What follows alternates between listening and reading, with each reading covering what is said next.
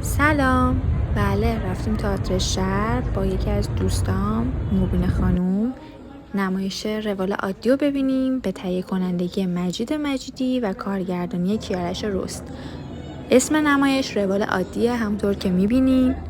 یه آقای مهربون خیلی کیوت توی سالن قشقاییه که کتاب میفروشه. اینم دوستم دانیاله که یکم دیر رسید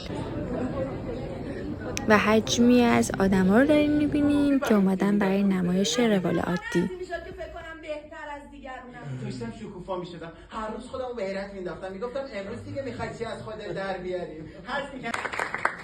کارگردان نمایش کیارش رست عزیز. این نمایش نگرش و شیوه جدیدی از نمایشنامه در واقع روال عادی بود. ما خیلی لذت بردیم از این نمایش. مرسی از کارگردان خلاقش و مرسی از شما که